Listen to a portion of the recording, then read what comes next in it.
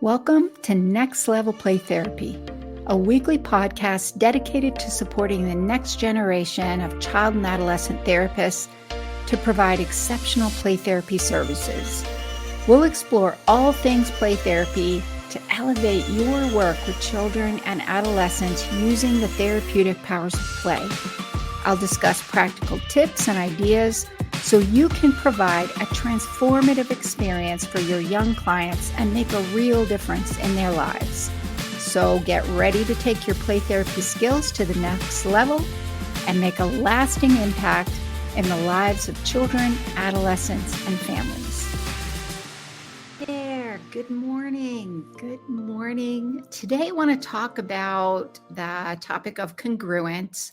I talked about this topic a couple of weeks ago, and I talked in that live stream episode, I talked about what is congruence, and I went over a model that was developed by 3 play therapists and talked about their model a little bit to learn how to be congruent in sessions. This week's episode, I want to talk about what gets in the way of developing congruence with your clients in sessions, because it can be hard. The whole idea of congruence in sessions with your clients sounds amazing, and it is amazing when we're able to get to that state of being congruent in sessions with clients. And it can be challenging, especially in the beginning, when you feel like you don't know what you're doing because you're just learning play therapy. And so developing congruence in sessions can feel like a daunting task for play therapists. So that's what I want to talk about today. What are barriers to developing or to being congruent in sessions with your clients? I'll give just a kind of a brief overview of congruence. I don't want to go into it too much because I covered that in a previous live stream episode 2 weeks ago.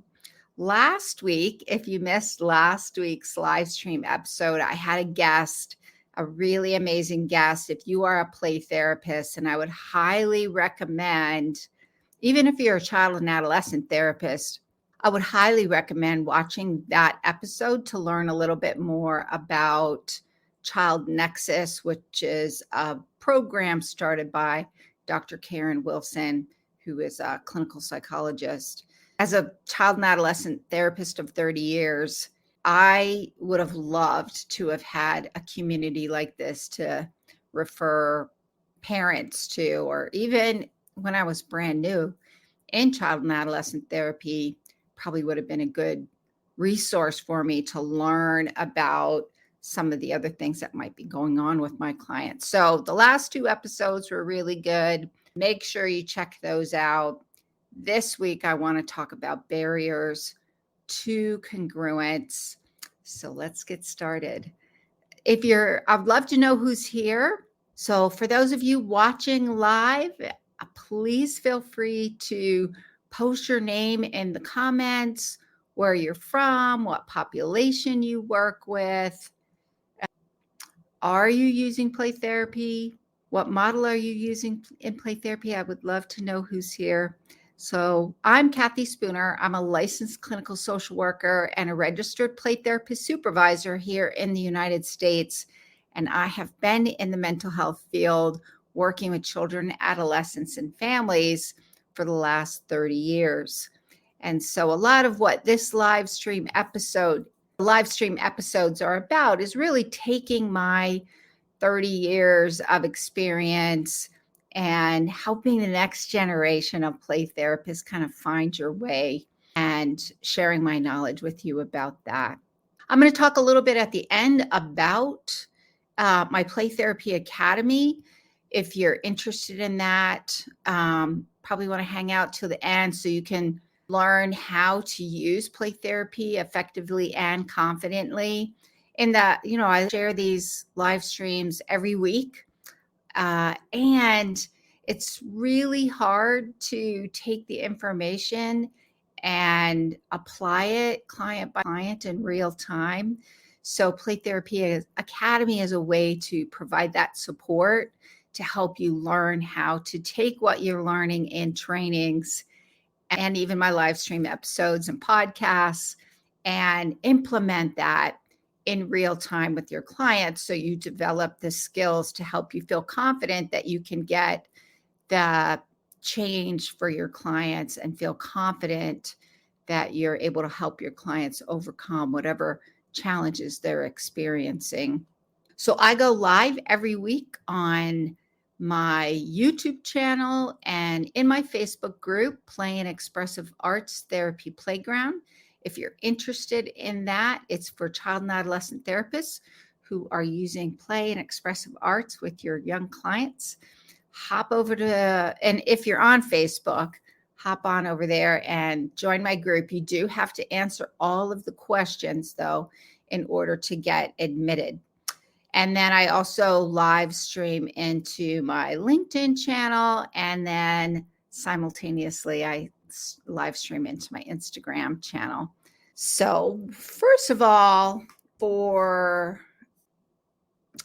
today, basically congruence is getting to that state of being in the play therapy sessions where your internal emotions and experiences line up with your external expression and your ability to be in that state of congruence within yourself. And then also your ability to maintain a state of congruence with your clients in the session and providing that free and protected space, so to speak, in play therapy, where you are maintaining unconditional positive regard and empathy, and that requires some self-awareness to understand what's going on. So let's see who's here today. Hey there, Steph. Good morning.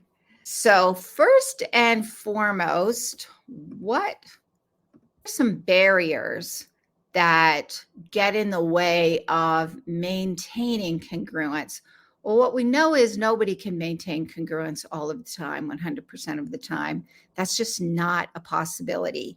And in the beginning, especially in the beginning, when you're learning play therapy, it's really hard to maintain a state of congruence with your clients session after session, day after day after day, especially when you're just learning and you're not sure what you're doing. And this is one of the reasons that I started Play Therapy Academy, because I was noticing is really play therapists needed a little more structure. So I included in there not only some trainings, but we also have case presentations. So everybody's always going to be presenting a case, ahead of time.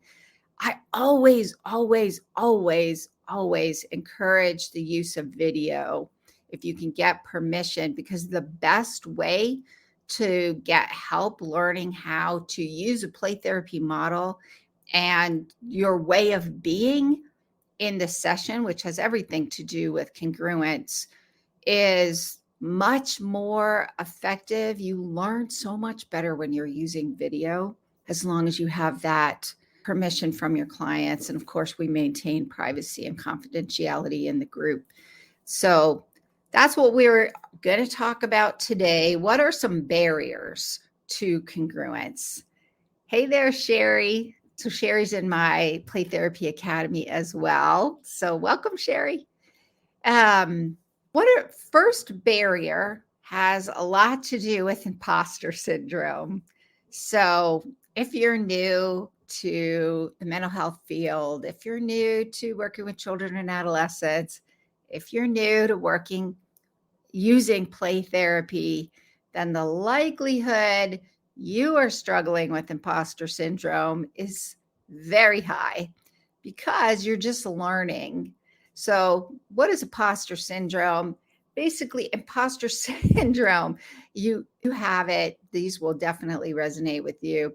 It's really lacking that confidence that you have the ability to help your clients. And lacking that ability is going to imposter syndrome, because it causes you to doubt yourself and doubt your abilities, this lack of confidence is going to create a sense of incongruence in the session, because you're going to be worrying, am I doing right? Am I letting my client down?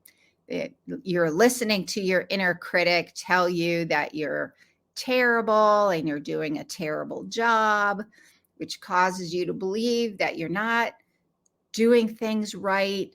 And in fact, you could be harming your clients and not helping them get the change that they need, get that healing, which is, of course, why you got into the field in the first place. So imposter syndrome is really horrible in the beginning, because you want to help your clients, you want to help them get better and heal, and yet your inner critic is telling you that you're not doing a good job, and in fact, you're terrible. And this may end up causing you to avoid having conversations that need to be had in the sessions with, and this, depending on what model you're using, this comes up when you're working with parents. So imposter syndrome with parents is usually much higher than it is when you're in sessions with the kids.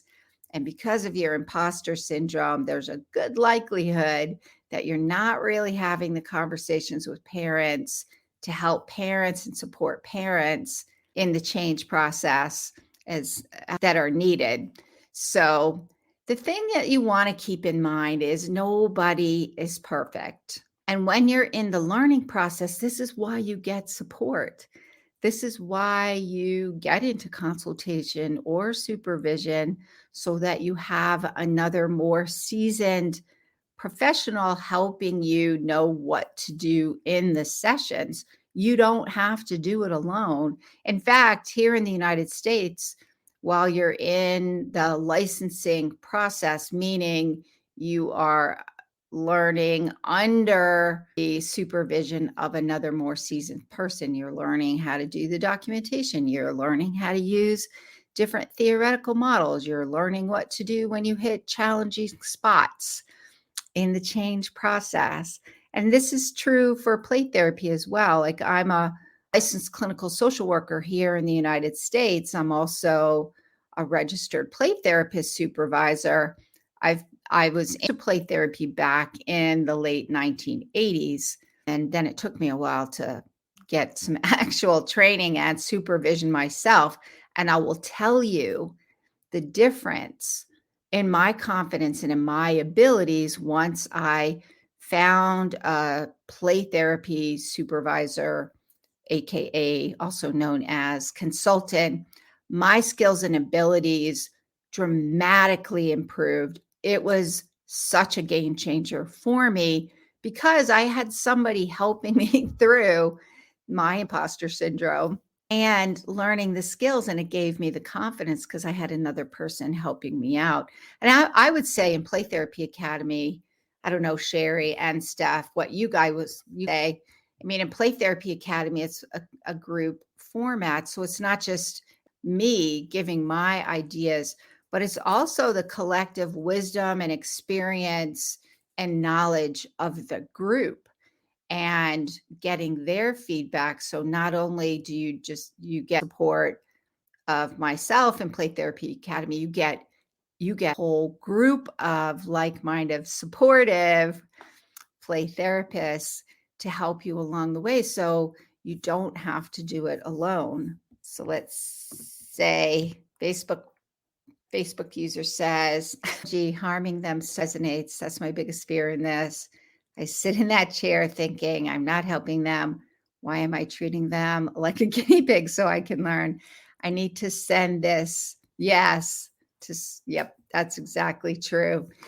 And here's the thing. We all feel that way in the beginning. All of us feel that way in the beginning. And one of the things, this is years and years ago, and when I was also going through play therapy supervision with somebody else. And when I was just getting started, my supervisor would regularly remind me that even though I might have felt like I didn't know very much, I actually did know more than my clients. And I did know how to help them. When I was able to set aside my anxiety and my imposter syndrome and really kind of settle in and be that congruent, compassionate, unconditional, positive regard in the sessions, don't underestimate the power of the therapeutic relationship, especially in the beginning. That is a powerful, powerful. I mean, here's the way that I would think about it, and this is what I would offer up. The skills and the theoretical model, yes, those are important. Those are what help guide you through the change process, knowing what to do. The therapeutic rapport, though, is what anchors and creates that safety in the sessions to help your clients do the hard things. Think about it. How many times have you been in a hard place and you went to a friend, you went to somebody that you trusted, you knew cared about you, and you just kind of let it out and vented. You didn't want them to fix it for you. You just really needed somebody to hold that space for you, to see you, to validate you. How healing is that? So I would that up for imposter syndrome. Yes, it is really important to learn the skills and theoretical models for sure. And if you don't have that therapeutic rapport, nothing else matters. So establishing that most definitely does provide healing in and of itself. And getting support. You're getting support from a more experienced mentor. You're in Play Therapy Academy. You have not only myself with my 30 years experience, you have the collective wisdom of the group. So you're not doing it alone. You have support, which is also one of the reasons why I have this bonus in Play Therapy Academy. We have private group chats. So in between our group meetings, there's additional support in there because I remember when I was going through and learning and my imposter syndrome was off the chain. It was off the chain. It was nice to have a group where I could go and get that support. So we also have, if anyone is interested in the Academy, Play Therapy Academy, don't delay. It's super helpful. Thank you, Steph. Yes, my whole with that is really to create that supportive environment so you can be the play therapist that you want to be. I mean, we get into this field. It's a hard field. We hold hard stories all day long, client after client. It's a hard thing. And we need to do that. And so my mind is I'm at this space kind of place in my professional career. I love giving back now. I love doing the teaching part and the supporting part to help the next generation of play therapists be those change makers for children and their families. So number 2, what is another barrier to congruence? And that is feeling burned out and overwhelmed. And I'll have to say, I'm feeling that way a little bit today because I just spent 5 days, I think it was 5 days. The Association for Play Therapy had their annual conference. It was in Palm Springs, California this year. And I was there attending some workshops. And then I also presented my workshop on attachment-focused family play therapy. And I am feeling a little tired today. I'm not going to lie. Last night I thought, oh my gosh, I'm just going to skip live stream tomorrow. And then I thought, nope, I am not going to do that. I'm going to get this done. And we feel that way too. Sometimes we feel like, oh, I can't do this session one more time. And the thing is, it is hard to feel congruent in play therapy sessions when you're feeling overwhelmed and burned out. And what do we say to parents all the time? Taking care of their children. Use the analogy of the oxygen mask, like in airplanes, where they tell you if you're traveling with the child, if anything happens and the air masks drop down, make sure as the parent you put the air mask on first, because if you don't take care of yourself, then you're not going to be in a really good position to take care of your clients. And this is true for play therapists as well, making sure that you do take care of yourself. And there were times that if I'm not feeling well, I have to make that decision. Should I cancel? I hate canceling on my clients, and I'm really not feeling well. And how good am I going to be if I don't take care of myself? Or just making sure you take some time off. And when you have downtime, what are you doing to kind of fill your back up, so to speak? And we do have a life outside of the playroom. We usually have our own families, or we're working towards other things, or have our families and maybe working towards licensing, or having families and things are, going through challenging times ourselves, making sure you take care of yourself. Even most of us in the mental health profession, most of us have gone to counseling ourselves, because it's hard to help others through challenges when we really haven't helped ourselves through those processes. I love therapy because in therapy, it is all about me, and I get somebody to provide support to me. So, and then I'm in a better position to go out and help others. So that feeling burned out and overwhelmed can definitely interfere with your ability to be congruent. Another thing that can get in the way is really lacking self-awareness. If you haven't really learned how to tune into yourself and figure out what's going on internally for you, and recognizing what your experiences are and how they feel in your body and in your head, then it'll be challenging to develop that congruence with your clients. It's also hard to be congruent in sessions if you don't have that self-awareness, which means you're not able to recognize, oh, is this getting activated in me? Or is this getting activated in my client? Like, what's me and what's my client? So really learning how to tune into ourselves and get that self-awareness when things happen in the sessions, then you'll have a better sense of what is going on. And that really does require the ability to be still, be mindfully present in the session, so you can tune in to yourself and your clients, and then recognize when you're in a congruent state with your clients and when you're not in a congruent state. Which brings me to the fourth thing. This is related to the lacking self-awareness as a barrier. Then if you're lacking that self-awareness, then it's really going to be hard to do your decision-making. It may end up being some poor decision-making abilities in the session. So when you're not recognizing what's happening in your sessions with your clients, then it's difficult to figure out what to do in that moment. And that clinical decision making in the session is really going to be based on your theoretical model. So yes, the theoretical model and how it's applied in the sessions does matter. And then it's wrapped up in that therapeutic rapport. And congruence has everything to do with your therapeutic use of self in sessions. How are you allowing yourself to be used in a way to create that corrective experience, so to speak, for your clients in their sessions? And when you're lacking that self-awareness, then it's gonna likelihood that your clinical decision making within those sessions is going to be impaired as well.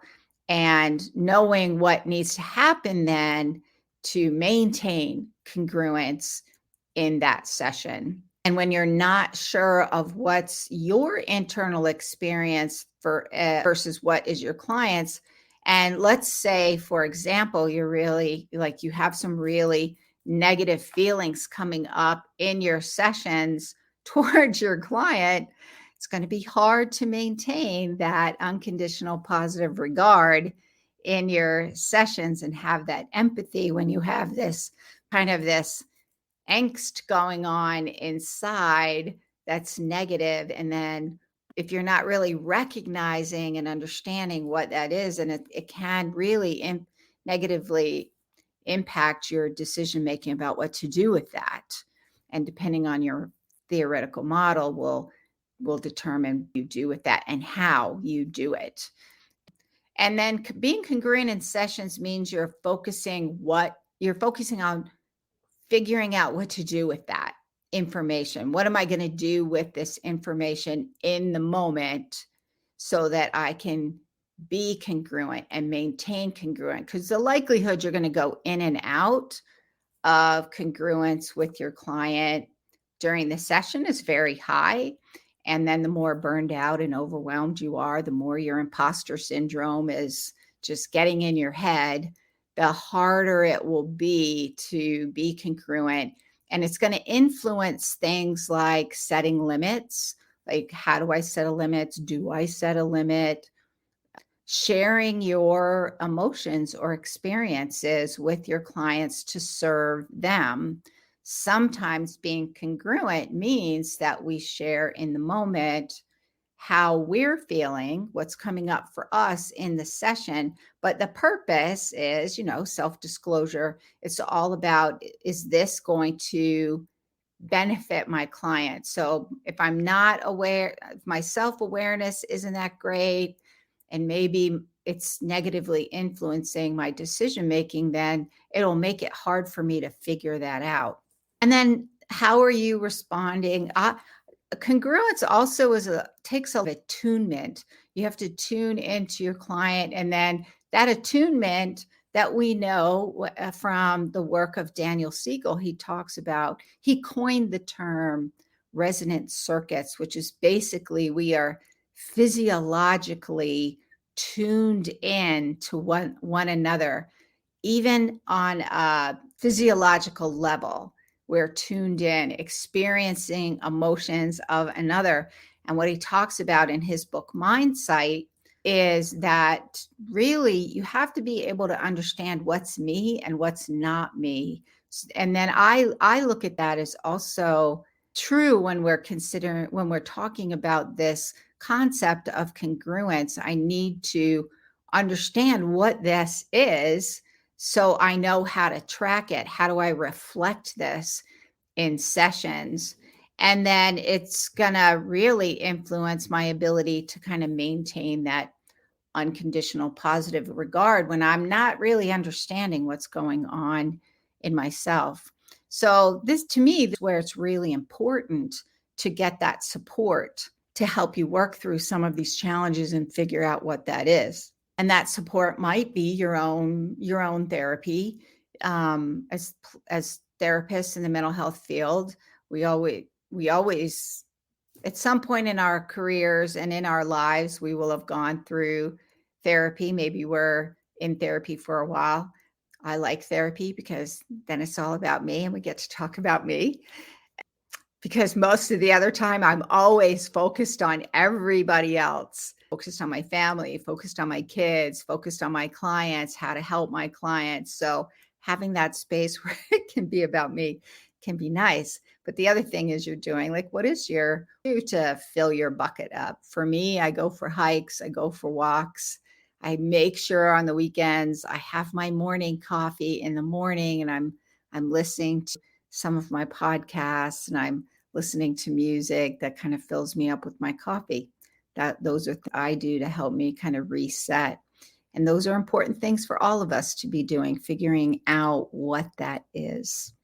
So those are the barriers to congruence in play therapy. If you were looking at the thumbnail on the event, it said 3 barriers to congruence. I added a 4th after the fact. So you got an extra bonus one today. So 4 barriers to developing and congruence. So just a quick recap of those 4 barriers. 1 is imposter syndrome. It is the enemy of congruence. It will cause you to doubt yourself constantly, think you're doing a terrible job, that you're harming your clients. You should just get out and not do it anymore.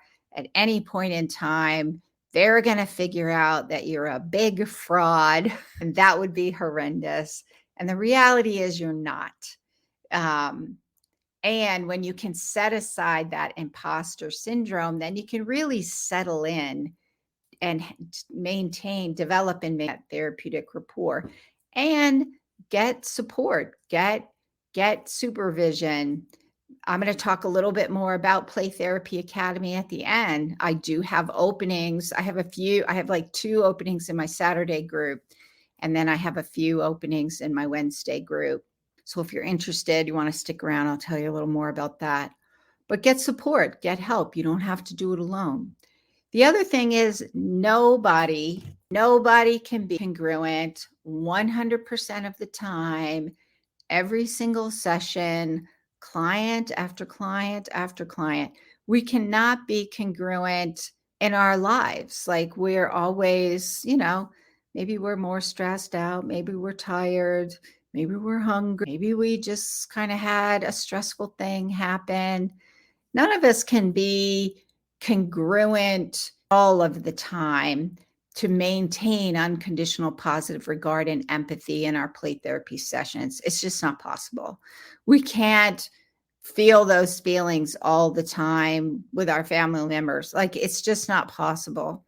And so the key though is, what do you need to do to get that self-care and that support? Because as play therapists, as mental health professionals, this is that therapeutic use of self where we open ourselves up to connect and be attuned to another person sessions, and we do that client after client after client. So doing that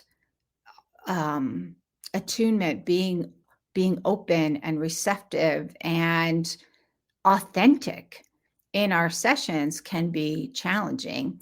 And that's definitely where support can help out with that.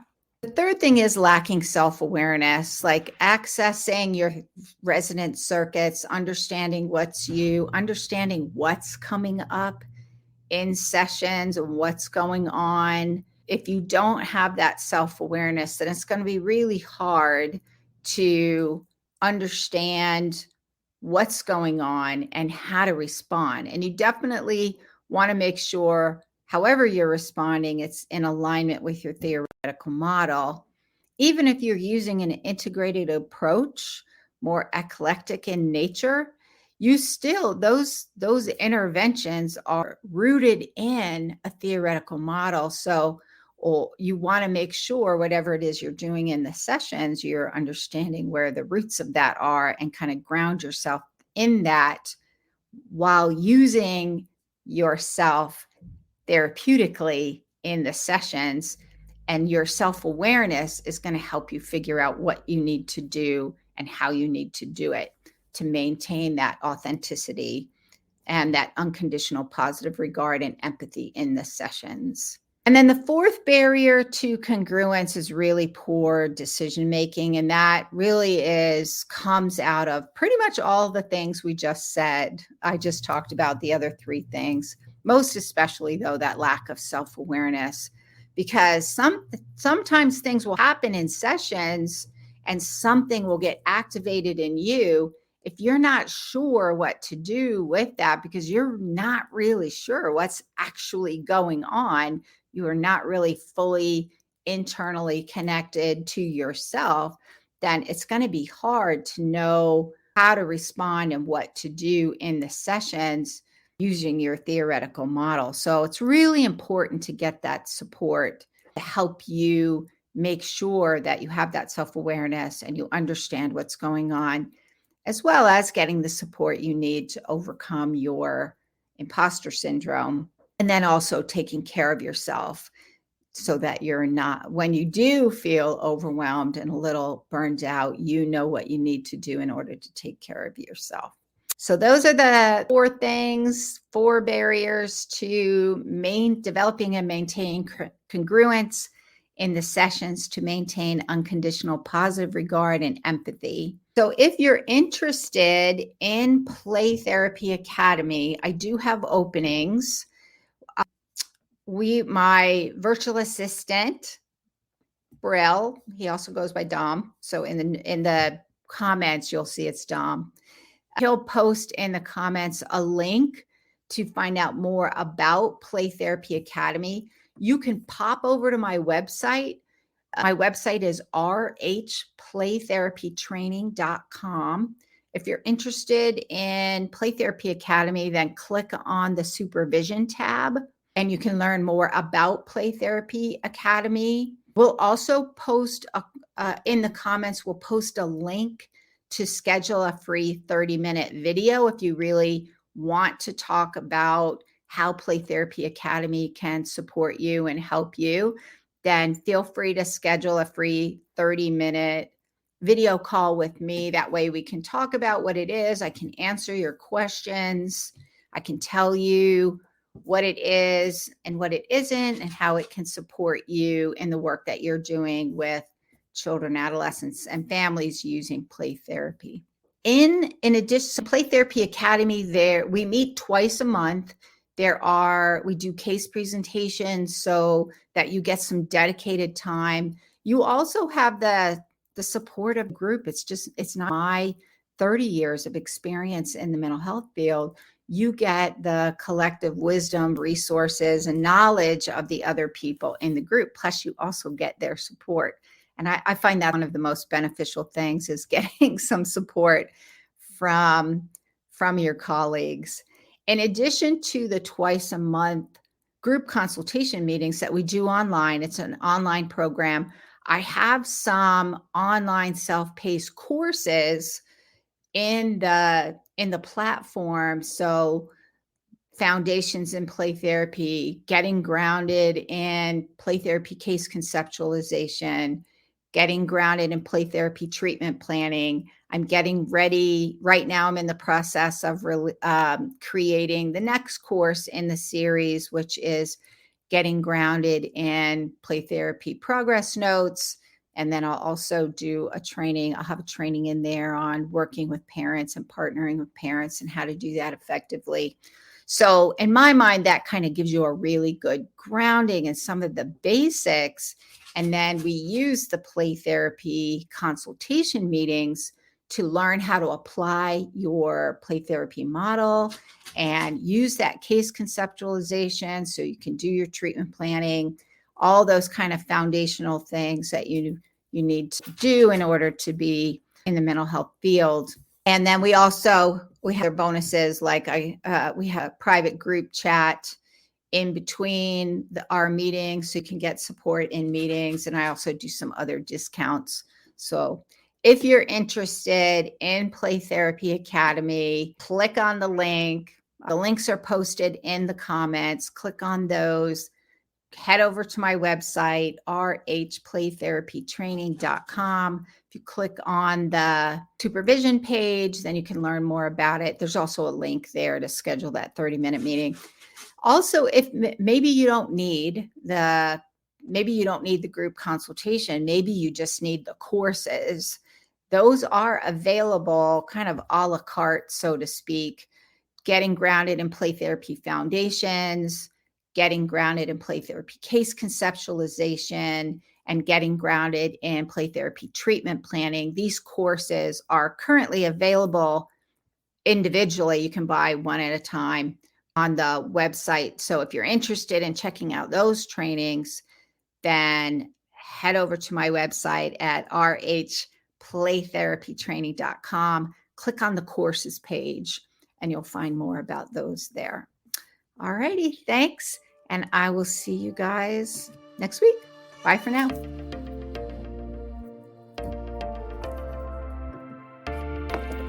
Thank you for joining me on this episode of Next Level Play Therapy. I hope you found the discussion valuable and gained new insights and ideas to support your work helping children, adolescents, and families heal. If you enjoyed this episode, Be sure to subscribe to the podcast and leave a review. Your feedback helps to improve and reach more people who can benefit from this information. Remember, play therapy is a powerful tool for healing and growth. Whether you're a new play therapist or experienced, I encourage you to continue your learning journey to unlock the potential of play in your own work and relationships. If you have any questions or topic suggestions for future episodes, I'd love to hear from you. Connect with me on social media and visit my website at Renewing Hearts Play Therapy Training to stay updated on upcoming episodes, trainings, and resources. Thank you once again for listening to Next Level Play Therapy. Until next time, keep playing, learning, and growing.